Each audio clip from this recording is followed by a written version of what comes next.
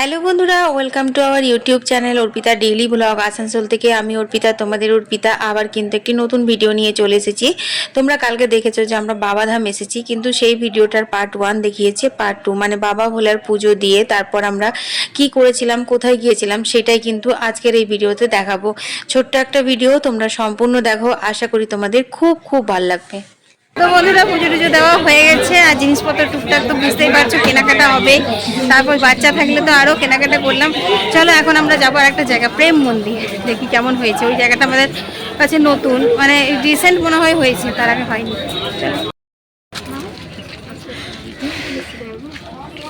কি সুন্দর সামনেখানটায়।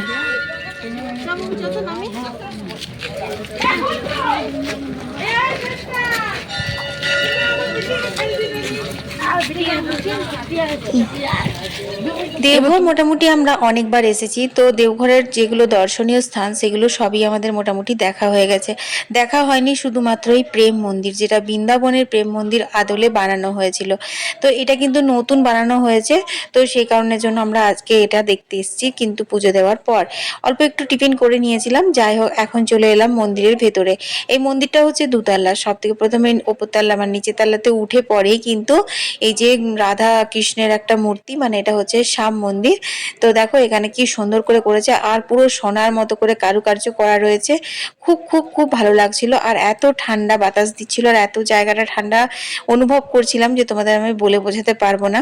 তো যতটা তোমরা ক্যামেরাতে দেখছো তার থেকে কিন্তু খালি চোখে আমি অনেক বেশি সুন্দর দেখেছিলাম। তো দেখো কত সুন্দর করে ডিজাইন করে কারুকার্য করা রয়েছে মন্দিরটা কিন্তু অনেক বড়। তারপর কিন্তু দোতলায় চেপে গেছি। দোতলায় কিন্তু দুর্গার প্রতিমা আছে, মানে মাতা রানীর প্রতিমা আছে। আর এই যে সমস্ত কিছু পুজোর ব্যবস্থা আছে, এখানে কিন্তু পুজো হয়, নিত্য পুজো হয়। তো আমরা একটুখানি প্রদক্ষিণ করছিলাম, তো দেখছি চারিদিকে এরকম ভাবে সুন্দর ঠাকুরের ফটোগুলো টাঙানো আছে, মানে চেটানো আছে আর কি। তো যাই হোক, তোমাদেরকে মাতা রানীর দর্শন করিয়ে দিলাম, তোমরাও দর্শন করে নাও। আর যারা যারা প্রেম মন্দির এখনো দেখতে আসোনি, দেওঘর এসেছো কিন্তু, তো তারা দেওঘর এলে পরে একবার দেখেছিও, ভালো লাগবে। আর এই যে দেখো, এই জায়গাটা তো পুরো বৃন্দাবনের মতো লাগছে। এটা হচ্ছে যজ্ঞকুণ্ড, এখানে কিন্তু এই মন্দিরের উপলক্ষে কোনো পুজো পাশা হলে পরে যজ্ঞ হয়। তো দেখো কত সুন্দর লাগছে দেখতে।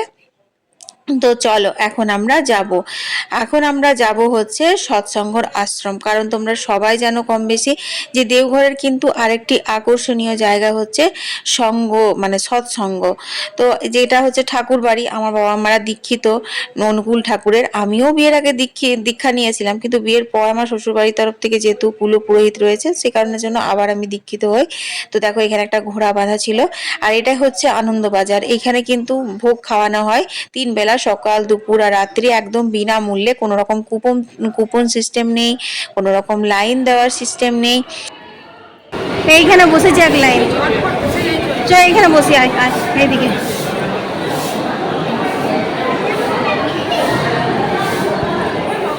আমরা এখন খেতে বসে গেছি। এখানে ব্যবস্থা ভীষণ ভালো, সবাই ফ্রিতে প্রসাদ খায়।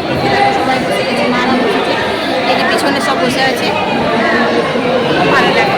তো আমরা যেহেতু একটু পুজো টুজো দিয়ে ঘুরে টুরে এখানে এসেছিলাম, আমাদের 1টা বেজে গেছিল, তো সেই কারণের জন্য আমরা প্রথমেই এখানে এসেছিলাম প্রসাদ খেতে।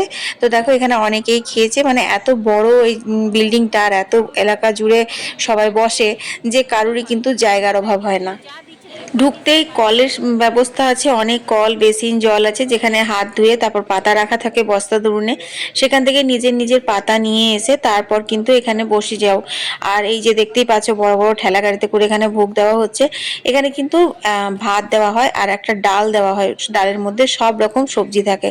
সত্যি বন্ধুরা, মানে এই দুর্মূল্যর বাজারে 3 বেলা পেট ভরে যে ডাল ভাতটাই সবাই ঠাকুর বাড়িতে এসে পায়, তাও আবার বিনামূল্যে, এটা কিন্তু অনেক ভাগ্যের ব্যাপার। আর তাছাড়া ঠাকুর বাড়ির খাবারের নিন্দে করতে নেই, সত্যি মন প্রাণ একদম ভরে যায়। তো দেখো এখন আমাদের কিন্তু খাওয়া হয়ে গেছে, তারপর আমরা চলে এলাম। হ্যাঁ হচ্ছে,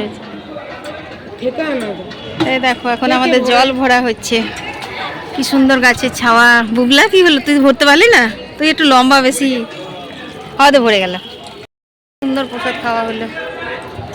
আর এখন বাজে রোদ। আর এখন কটা বাজে তুমিই বলো, 1:45 বাজছে।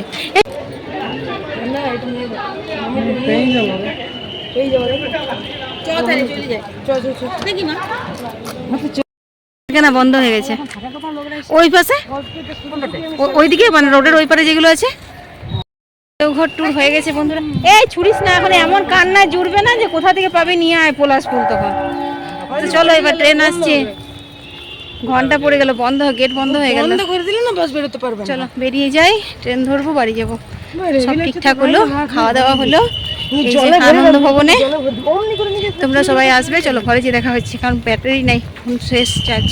তো এই আনন্দ ভবন ঢোকার সময় গেটের দুই পাশে কিন্তু এই প্রকাণ্ড দুটি গাছ আছে, তার মধ্যে কিন্তু এই ফল বলো বা ফুল বলো যেটাই বলো এটা ধরেছে।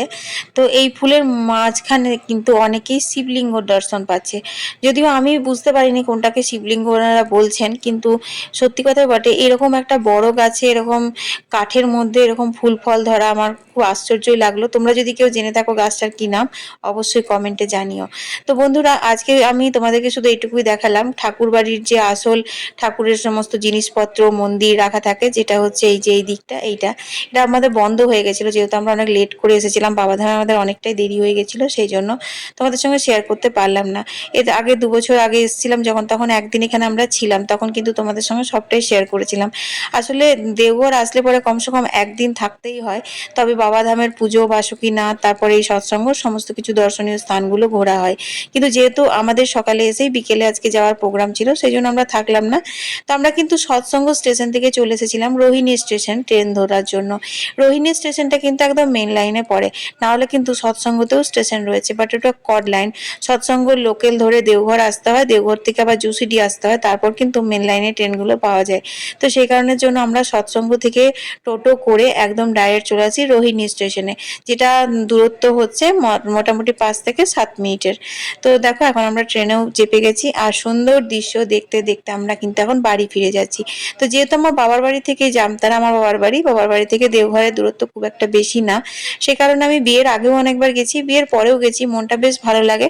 মানে ছোটখাটো একটু ট্রিপ করলে মাইন্ড একটু ফ্রেশ করার থাকলে আমরা কিন্তু দেওঘরটাই ঝপ করে চলে যাই। তো ফাইনালি আমরা পৌঁছে গেছি হচ্ছে জামতারাতে। হ্যাঁ জামতারা বালি জামতারায় চলে এসছে।